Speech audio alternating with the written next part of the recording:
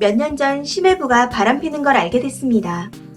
일단 상황 설명 전의 배경은 제 친구가 병원에서 일하는 간호사였고 그래서 저도 그 병원에 쭉 다녔었는데 페이닥터로 들어온 심해부를 시누이와 여차저차 소개시켜줬고 결혼까지 성사시켰습니다.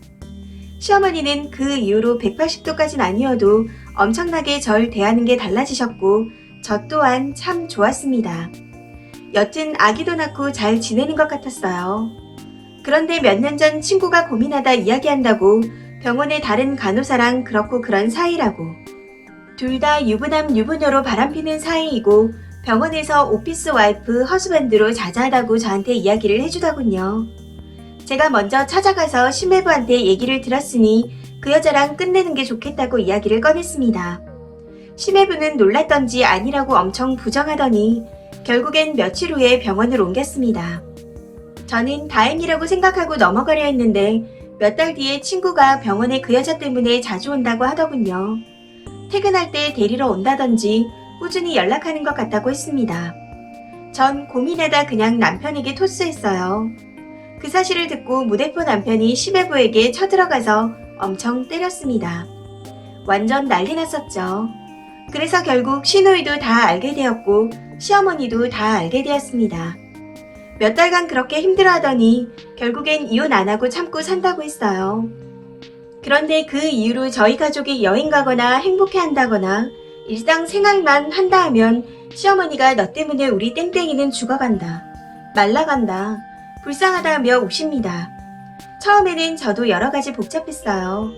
그런데 그게 계속되니 저도 결국엔 폭발해서 그럼 이혼하면 되는데 왜 자꾸 저한테 그러시냐 했더니 시어머니 결국 제 머리를 치시더군요.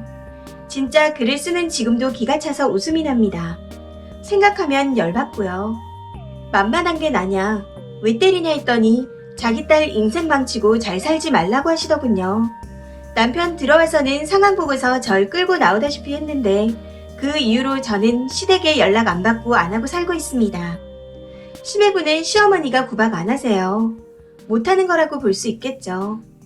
심해부가 남편한테 두들겨 맞고선 그냥 이혼하자. 정 떨어져서 못 살겠다. 애도 네가 원하면 키워라. 너 원하는 대로 다 해주겠다고까지 했는데 시누이가 이혼 못하겠다고 해서 그런 듯 합니다.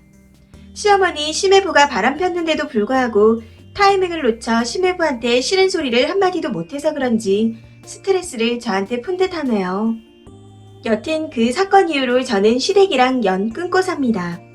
스팸 메시지함을 보면 시어머니가 악담 메시지 보냈다가 회유 메시지 보냈다가 난리가 나 있습니다. 아마도 저 이혼시키려고 그러나 봐요. 시누이도 생각해보니 웃기네요. 시어머니가 구박할 때 경멸의 눈초리로 매번 저를 째려보던 게 기억나네요.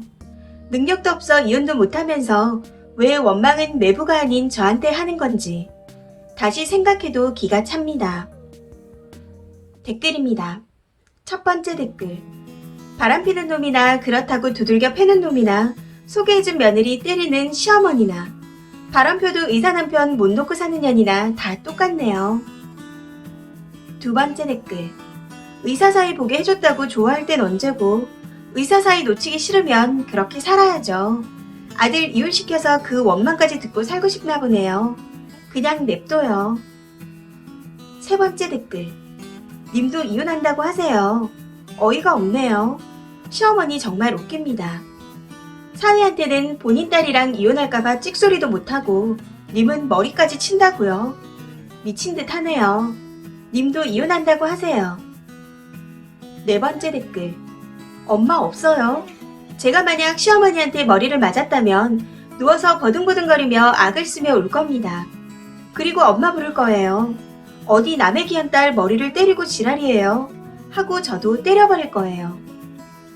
다섯 번째 댓글.